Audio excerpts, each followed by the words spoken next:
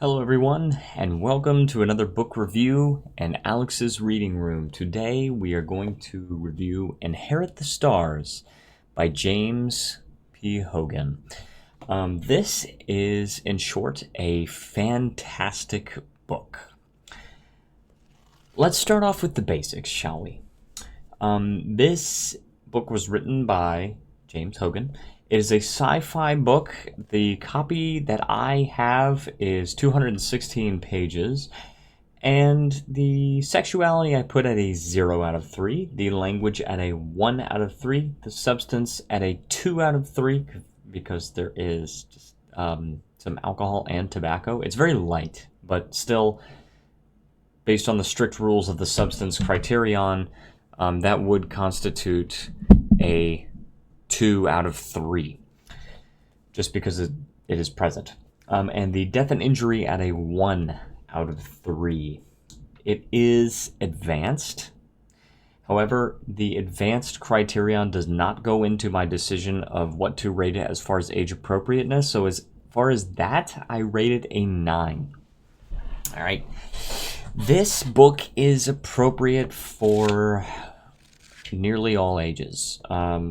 And yet it is so good. I enjoyed this book so thoroughly. I was engaged the entire time. And I have to say that at first I was thinking, well, maybe it's kind of a detriment that they don't go too far into the backstory of the main character, whose name is Vic Hunt.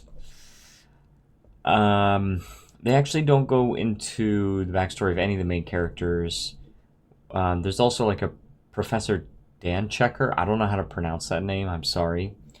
Also Caldwell, and there are some other characters I can't remember right now. But I just finished this book last week, and I was thinking at first it might be a detriment to the story because they don't go too far into the backstory of the main character, but in the end, I thought about it more, and I thought, you know what? Actually, it would actually be a detriment to the story if they did go into the backstory, because the story itself is not about those people that are studying what's going on in the story, and I'm going to get into it in just a second. I can go a little bit into it before I go into spoilers. But the story that's taking place is being discovered by the main characters, if that makes sense. It's not being discovered, or it's not the story of.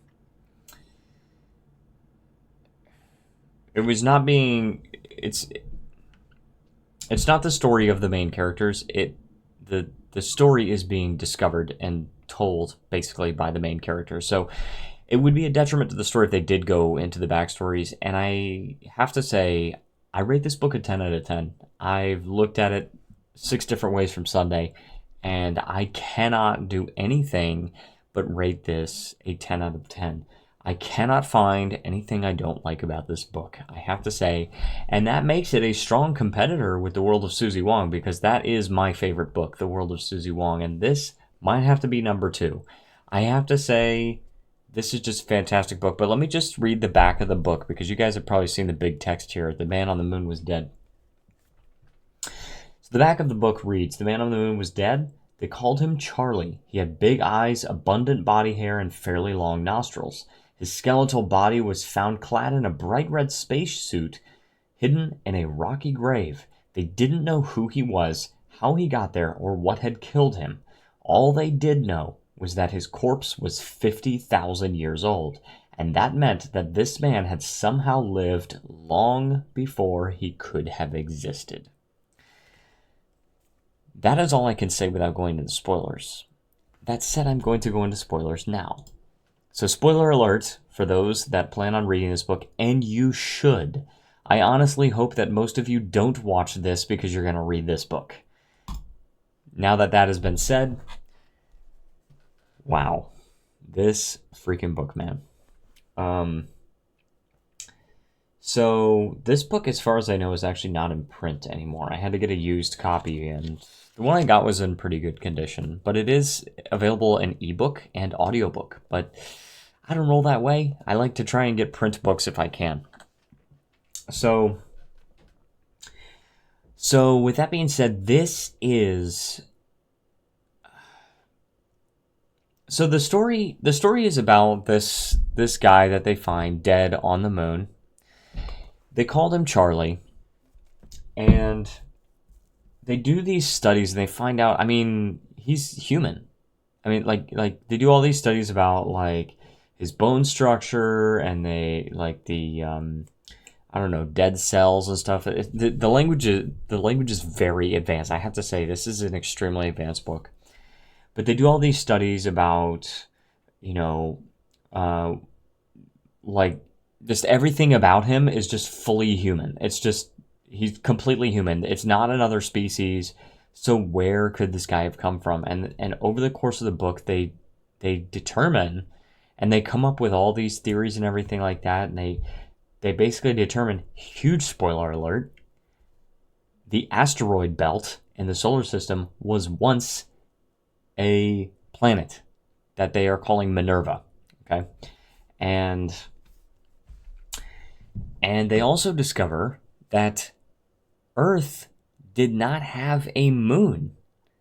And the moon that we know as Luna was actually Minerva's moon once before, and Minerva got completely destroyed, got blown up. I don't want to go too far into spoilers, even though this is a spoiler section, but basically Minerva got blown up, and in the chaos, it actually shot the moon over to Earth.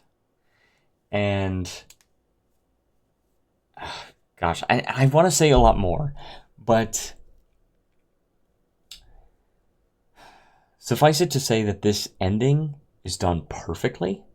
The epilogue ties everything together, and there's actually stuff that I figured out several days after reading this epilogue. After completely reading the book in its entirety, several days after, there's stuff that I realized that I did not realize on my first reading of the book. So I cannot recommend this book enough. This is a 10 out of 10 if I've ever seen one. Right down to the last line, right down to the last sentence of this book, it's fantastic. I love it. I can't get enough of it. And I do plan on reading the second book. It was, my understanding, it was originally a trilogy, and then they wrote 2 more books. He wrote 2 more books to it. The second book is called The Gentle Giants of Ganymede. The third book is called Giant Star. 4th book is called Entoverse. And the 5th book is called Mission to Minerva. And I have all 5 books in my possession, and I do plan on reading, at the very least, number 2. I don't know what the other ones in this series are like, but as for Inherit the Stars, it gets my full seal of approval. 2 thumbs up, 10 out of 10, and I will conclude the review with that. So thank you so much for watching. If you enjoyed this video, please leave a like, subscribe, stay tuned for more book reviews, and I will see you in the next one.